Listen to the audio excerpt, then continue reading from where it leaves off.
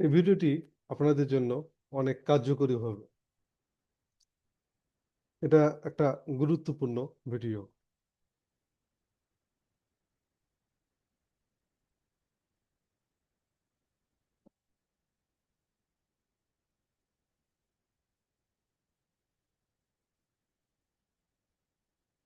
আসসালামু আলাইকুম প্রিয় বন্ধুরা, আপনারা সবাই কেমন আছেন? আপনাদেরকে আজকের ভিডিওতে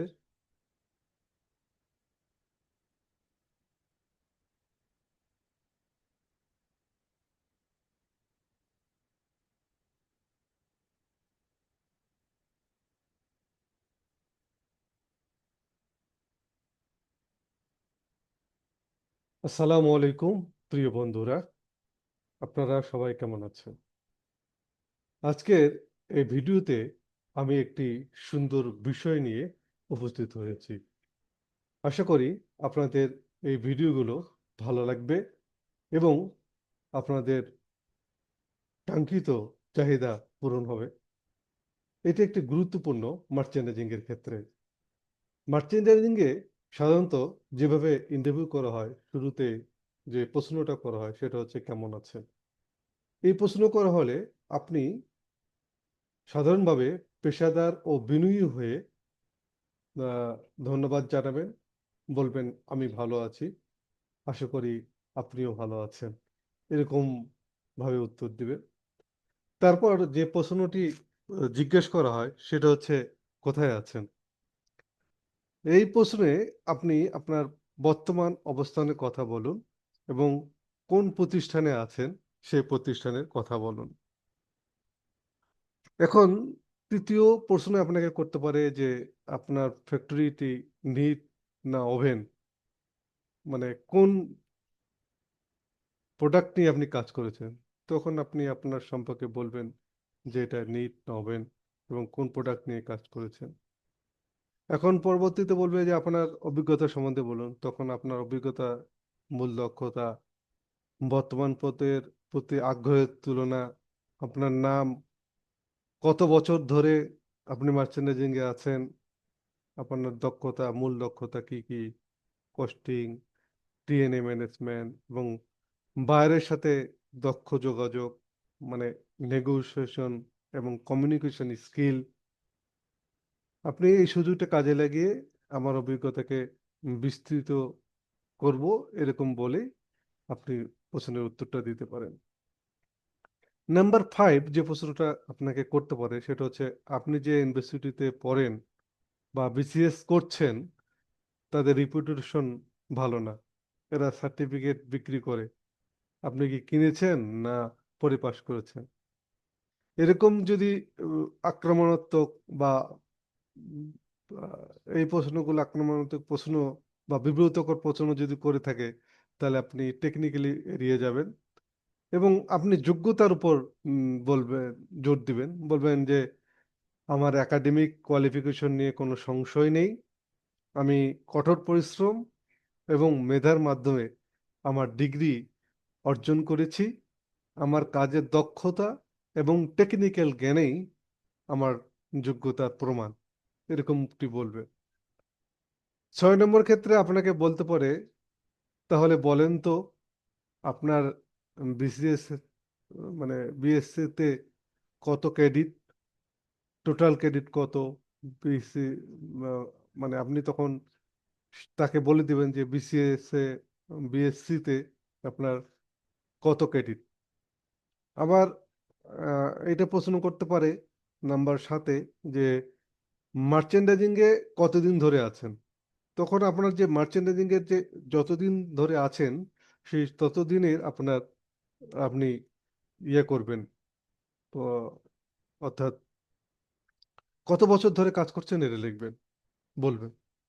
নাম্বার 8-এ এখন প্রশ্ন করতে পারে এখন পর্যন্ত কোন বায়ার বা কোন কোনো বায়ারের সাথে আপনি কাজ করেছেন কিনা।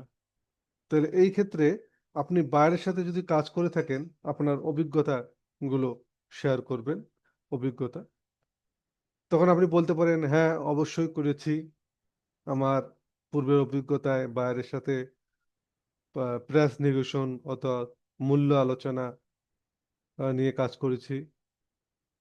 এই বিষয়ে আপনার অভিজ্ঞতা বলবেন। যদি এখন এখন প্রশ্ন করতে পারে, আমরা যদি আপনাকে নিয়োগ দেই তাহলে তো বায়ার আপনাকে দেখে আসবে কি? তখন আপনি সরাসরি বলবেন যে আমাদের কোম্পানিতে উত্তর বলে দিবেন যে না, বায়ার কোম্পানির সামগ্রিক পেশাদারিত্ব দেখে আসে। এই বিষয়টির উপর জোর দিবেন যে বায়ার তো আমাকে মুখ দেখে আসবে না। বলবেন যে বায়ার কখনোই কোনো ব্যক্তির মুখ দেখে আসে না। বায়ার আসেন একটি প্রতিষ্ঠানের পণ্যের গুণগত মান এবং দ্রুত সার্ভিস দেখে। আমার কাজ হবে আমার দক্ষতা দিয়ে বায়ারের সাথে এমন আস্থা ও পেশাদার সম্পর্ক তৈরি করা যাতে তারা আমাদের কোম্পানির স্বাচ্ছন্দ্যে কাজ করতে পারে। এখন বলতে পারে, আপনাকে প্রশ্ন করতে পারে টিএনএ সম্বন্ধে আপনার কোনো আইডিয়া আছে কিনা। এখন TNA, time and action calendar সম্বন্ধে আপনি বলবেন, এটা মিনিংটা কি, এটা বুঝাই বলবেন। আর বলবেন যে অর্ডারের শুরু থেকে শিপমেন্ট পর্যন্ত প্রতিটি ধাপের সময়সূচি, এটি সময়ের মধ্যে ডেলিভারি, অন টাইম ডেলিভারি নিশ্চিত করতে এবং যে কোনো সমস্যার সমাধান করতে সাহায্য করে, এবং একটা টিএনএ আপনি মেক করে দেখাতে পারেন। এখন কিছু টেকনিক্যাল প্রশ্ন করতে পারে, যে বলল যে আপনার ধরুন কোয়ান্টিটি 20,000 পিস, এল এলসি ওপেন হবে ধরেন 2025-এর জুনে। জুনে তাহলে 45 দিনে একটি আপনি একটা টিএনএ দেন, তখন আপনি দ্রুত একটা টিএনএ তৈরি করে দেবেন, সংক্ষিপ্ত একটা টিএনএ করে দেবেন। যেমন ধরেন শিপমেন্ট হবে অগাস্টের, যদি জুনে হয় এটা অগাস্টের 4 তারিখ 2025, একটি আদর্শ 45 দিনের টিএনএ আপনি করে দেবেন। যেমন বলতে পারেন lab dip 5 days, yarn accessories booking 3 days, knitting and dyeing 15 days, cutting and finishing 10 days, packing and final QC shipment 7 days. এইভাবে আপনি একটা টিএনএ বলতে পারেন। অথবা বললেন যে আমাকে একটা পেপার দেন, আমি টিএনএটা লিখে ফেলি, কাট কাট কাট করে লিখে দিলেন। এখন প্রশ্ন করতে পারে আপনাকে কাউন্টের ইয়ান দিয়ে কত জিএসএম হয় জানেন, মানে কোন কাউন্টের ইয়ান দিয়ে কত জিএসএম হয়, এরকম প্রশ্ন করতে পারে। তখন বলবেন জিএসএম শুধু কাউন্টের উপর নির্ভর করে না, স্ট্রাকচার ও লুপ লেন্থের উপর এটা নির্ভর করে। তখন আপনি এটা উল্লেখ করবেন বলে উত্তরে এইভাবে বলতে পারেন, না, নির্দিষ্টভাবে বলা সম্ভব নয়। জিএসএম নির্ভর করে ইয়ান কাউন্ট, নিটিং স্ট্রাকচার এবং লুপ লেন্স ডেন্সিটি এর উপর।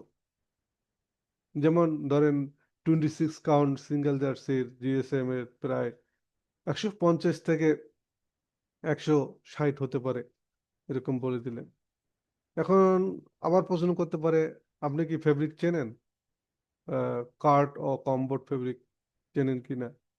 তখন কর্ডেড অ্যান্ড কমবোর্ডের পার্থক্যটা আপনি তুলে ধরবেন, এবং কর্ডেডের ফ্যাক্টরির ক্ষেত্রে বলবেন, ফেব্রিকের ক্ষেত্রে বলবেন যে অপরিষ্কার বস্তু দূর করার প্রাথমিক প্রক্রিয়া। কম্বাইনিং হলো একে উন্নত প্রক্রিয়া যেখানে ছোট ফাইবার অপসারণ করা হয়। কমবেট ইয়ান ডাই বা কমবেটের চেয়ে মসৃণ, শক্তিশালী এবং ভালো গুণমানের হয়, এইরকম বলতে পারেন। আবার প্রশ্ন করতে পারে সিঙ্গেল জার্সি 160 জিএসএম প্রাইস, এটা কেমন এই ফেব্রিক বানাতে, বা এই স্পেসিফিকেশনের জন্য যে আপনাকে ফেব্রিক কিভাবে উল্লেখ করে, এরকম বলতে পারে।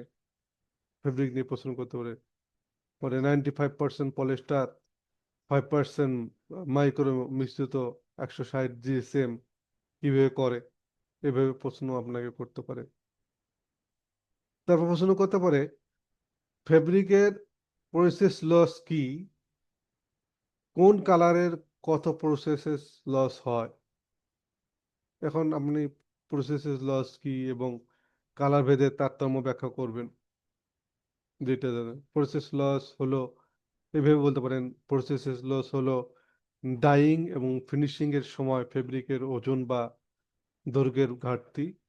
কালার ভেদে লাইট কালার ধরেন 2 থেকে 3% ডার্ক হয়, ডিপ কালার 3.5 থেকে 5% পর্যন্ত হতে পারে। এখন বলতে পারে সুইং থ্রেড কনজাম্পশন জানেন? সুইং থ্রেড কত প্রকার। এখন কনজাম্পশন বের করার উপায় এবং প্রকারভেদ বলবেন। আপনি তো এটা জানেনই। কনজাম্পশনের একটি স্টাইল না গেলে আমার আরেকটি ভিডিও আছে। কনজাম্পশন সেলাইয়ের উপর নির্ভর করে। এটা ব্যবহার আমরা বের করি সফটওয়্যার মাধ্যমে। এগুলো বলতে পারেন প্রধানত স্পান পলিস্টারের এবং 2 নম্বর হচ্ছে কোর স্পান এবং টেক্সচার পলিস্টার, যেটা বলে টেক্সচার পলিস্টার। এগুলো সুতার প্রকারভেদ এবং কনজাম্পশন কিভাবে বের করতে হয় আমি একটা ভিডিওতে দেখাবো। প্রশ্ন করতে পারে স্যাম্পল কত প্রকার কি কি। এই ক্ষেত্রে আপনি 5টা স্যাম্পলের বললেন যে ফিট স্যাম্পল, সার্সিস স্যাম্পল, প্রি প্রোডাকশন স্যাম্পল মানে PP sample, sales sample, shipment sample, এরকম আপনি বলে দিলেন সুন্দর করে। তারপর বলতে পারে যে অর্ডার কনফার্ম হওয়ার পর বায়ারকে কি কি স্যাম্পল পাঠাতে হয়, অর্ডারের সময়কাল অনুযায়ী স্যাম্পল পাঠানোর প্রক্রিয়া বলুন। তখন আমি বলে দিবেন lab dips step of colour print বা অনুমোদনের জন্য। 2 নম্বর ফিট ও সাইজের স্যাম্পলের জন্য মেজারমেন্ট ও ফিট অনুমোদনের জন্য।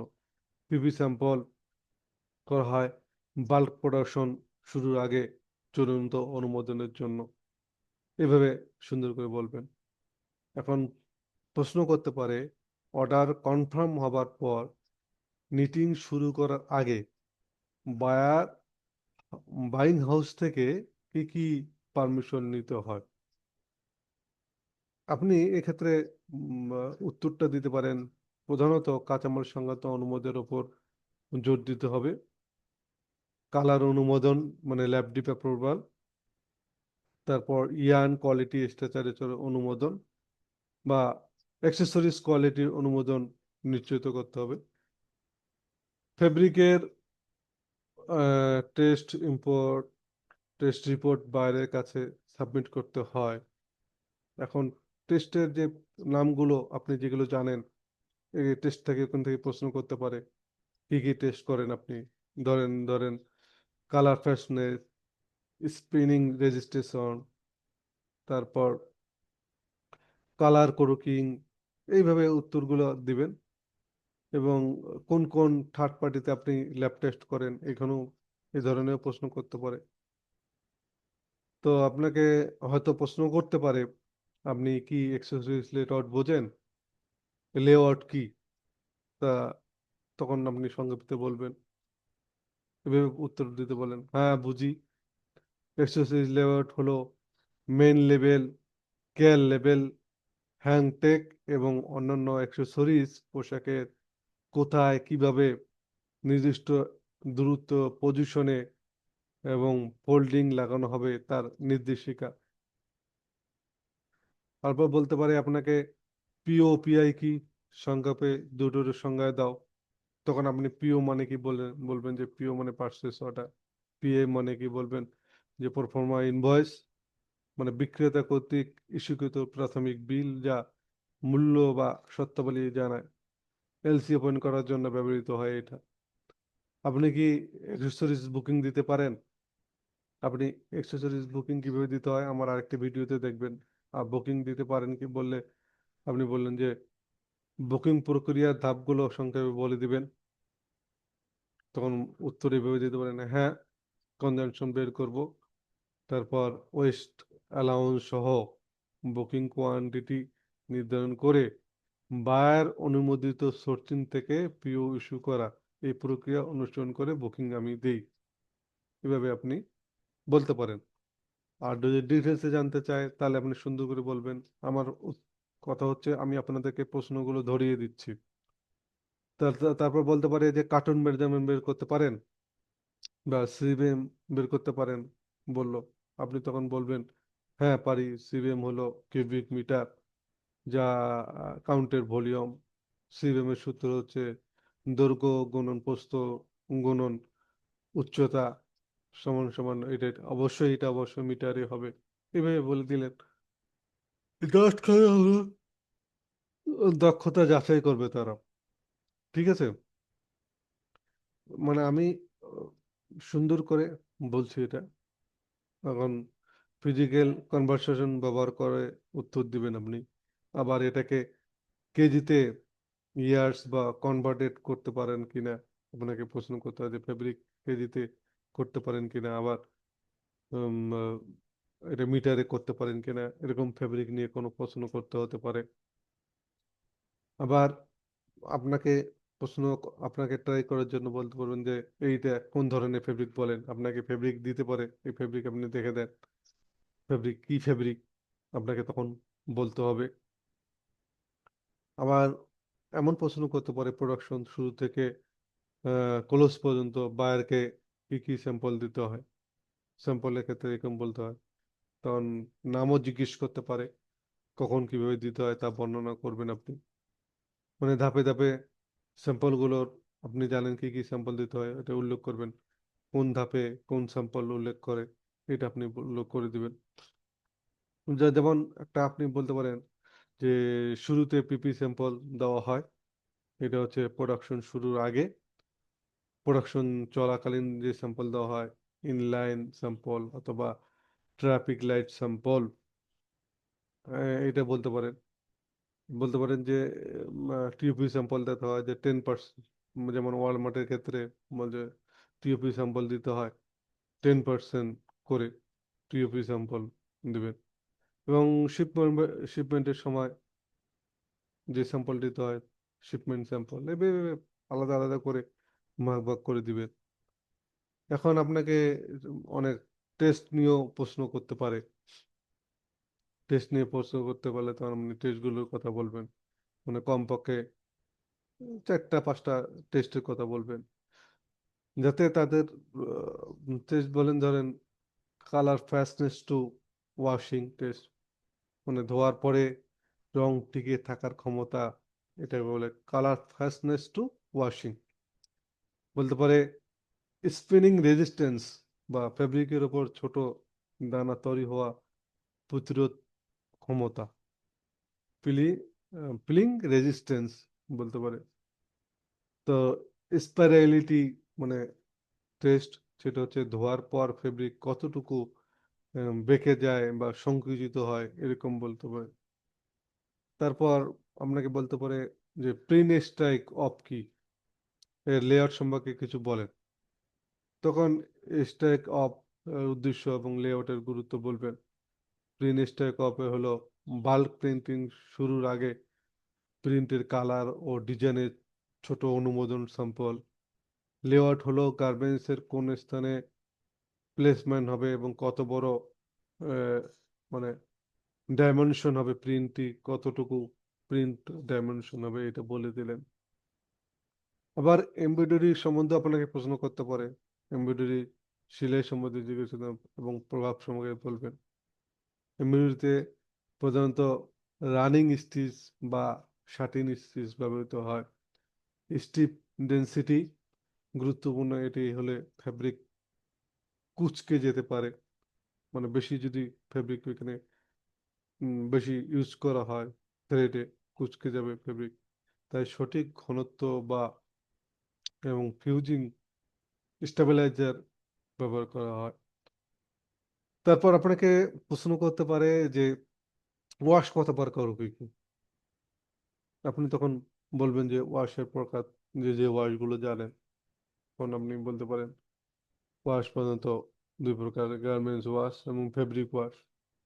যেমন ধরেন normal wash, enzyme wash, silicone wash ডেনিমের জন্য, স্টোন বা অ্যাসিড ওয়াশ। আবার প্রশ্ন করতে পারে, মানে আপনার দক্ষতাকে ওরা যাচাই করবে কর্মক্ষমতা যাচাই করতে পারে, শিপমেন্ট ডেট ওভার হয়ে গিয়েছে, 1 উইক আপনাকে এক্সটেনশন নিতে হবে, তাহলে কিভাবে চাবেন বা লিখবেন? তখন আপনি একটা ফর্মাল মেল লিখে দিতে পারেন, অথবা বলতে পারেন যে সাবজেক্টে লিখতে পারেন urgent request for 1 week shipment extension. বডিতে লিখতে পারেন যে ডিয়ার অমুক, বা ডিয়ার বায়ার, বা ডিয়ার শারমিন, বা যে বায়ারের নাম সেটা আপনি বলতে পারেন যে দুঃখের সাথে জানাচ্ছি যে এই কারণে আমরা শিপমেন্টের তারিখ 7 দিন বাড়িয়ে করার জন্য অনুরোধ করছি, দ্রুত আপনার অনুমোদন কামনা করছি, এইভাবে রিকোয়েস্ট করতে পারেন।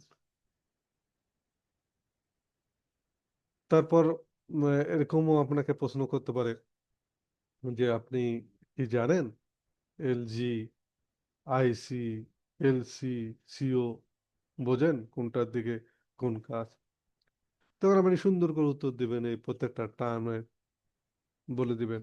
এগুলো আপনি যদি জানতে চান, আমি আলাদা একটা ভিডিও করিয়ে রেখেছি, আপলোড করলেই পাবেন। যেমন এলজি হচ্ছে লেটার অফ গ্রান্টেড, মানে ব্যাংক কর্তৃক ইস্যুকৃত গ্রান্টি। এলসি হচ্ছে লেটার অফ ক্রেডিট, মানে ব্যাংক কর্তৃক ইস্যুকৃত পেমেন্ট গ্যারান্টি। আবার আপনাকে প্রশ্ন করতে পারে যে সিও কি, মানে আপনি বলবেন যে সার্টিফিকেট অফ অরিজিন, কোন পণ্য কোন দেশ থেকে তৈরি হয়েছে তার কাস্টম ডকুমেন্টস হচ্ছে সিও। এরকম নানান ধরনের আপনাকে প্রশ্ন করতে পারে। আরো প্রশ্ন করতে পারে যে আরো তো অনেকে ইন্টারভিউ দিতে এসেছে, তাদের থেকে কেন আমরা আপনাকে নির্বাচন করব বলেন? তখন আপনি আপনার এখানে ইউসি ইউএসপি, অর্থাৎ ইউনিক সেলিং প্রোডাকশন প্রপোজিশন বা মূল পার্থক্য তুলে ধরবেন, অর্থাৎ আপনার যে ইউনিকনেসটা আছে অন্যান্যদের চেয়ে ইউনিক, এটা তুলে ধরবেন। যেমন আপনি বলতে পারেন আমার মূল পার্থক্য হলো কস্টিং নির্ভুলতা, আমি কস্টিং ভালো করতে পারি, বা প্রোডাকশন চেন অপটিমাইজেশন, আমি শুধু অর্ডারে ফলো আপ করি না, আমি বায়ারের প্রয়োজন বুঝে এমন সমাধান দিই যা কোম্পানির মুনাফা বাড়ায়। আমার এই অভিজ্ঞতায় সমন্বয় আমাকে অন্যদের থেকে এগিয়ে নিয়ে যাবে বলে আমি বিশ্বাস করি। এইভাবে আপনি বললেন। আর প্রশ্ন করতে পারে, মানে যেখানে আছেন ওখান থেকে আসতে চাচ্ছেন কেন, সেক্ষেত্রে আপনি কি করবেন? এখানে আপনি একটা ইতিবাচক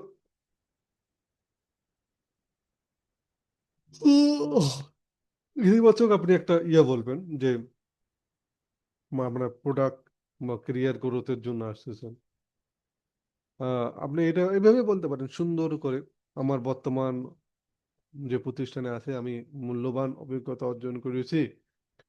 আমি আপনাদের প্রতিষ্ঠানে যেমন বৃহত্তর মার্কেটে কাজ করার জন্য বা নতুন ধরনের প্রোডাক্ট নিয়ে শেখার মতো একটা নতুন বা বৃহত্তর সুযোগ খুঁজছি, যা কেরিয়ারকে পরবর্তী ধাপে নিয়ে যাবে, এটা বলতে পারেন। বা এর চেয়ে বেটার উত্তর থাকলে, আপনার জানা থাকলে আপনি বলতে পারেন। আমার এটা বললাম, আপনি আপনার মতো করে বলবেন। তো ওদের চাইতে আপনাদের এখানে বেতন আরো কম, মানে এখানে বলতে পারে যে ওদের চাইতে তো আমাদের এখানে বেতন কম, তো কি করবেন? এখন এই বিষয়টা, এটা আপনার উপর নির্ভর করবে, কারণ আপনি একটা টেকনিক্যালি আপনার চাকরি কতটুকু গুরুত্ব দরকার সেই হিসেবে আপনি করুন। যেমন বলে বর্তমান কম হলে আপনি বলতে পারেন যে চাকরি দরকার খুব, তখন আপনি বলেন যে বর্তমান বেতন কম হলেও আমার অসুবিধা নাই, বেতন অবশ্যই গুরুত্বপূর্ণ, তবে আমার জন্য ক্যারিয়ারের গ্রোথ, কাজের পরিবেশ এবং চ্যালেঞ্জ সমান গুরুত্বপূর্ণ। আমি বিশ্বাস করি আমার দক্ষতা ও কাজের মান দিয়ে আমি ভবিষ্যতে আপনাদের প্রত্যাশা পূরণ করতে পারবো, এবং আমার বেতন সেই অনুযায়ী বাড়বে। এইভাবে আপনি বলতে পারেন। তো এখন যদি আপনার ভালো লাগে তো তাহলে আপনাকে বললো যে best of luck, all the best, আপনি হ্যান্ডশেক করলো, তাহলে এইটা মানে। আর যদি আরো গভীরে যান, তখন আপনার স্যালারি বলবে কবে জয়েন করতে পারবেন, এরকম ধরনের প্রশ্ন করতে পারে। প্রিয় বন্ধুরা, আমার ভিডিও যদি আপনাদের ভালো লেগে থাকে, আপনারা লাইক কমেন্ট শেয়ার করে আমার অনুপ্রেরণার জন্য পাশে থাকবেন। সেই সাথে অন্য বন্ধুদেরও দেখার সুযোগ করে দেখবেন। সে পর্যন্ত ভালো থাকুন, সুস্থ থাকুন।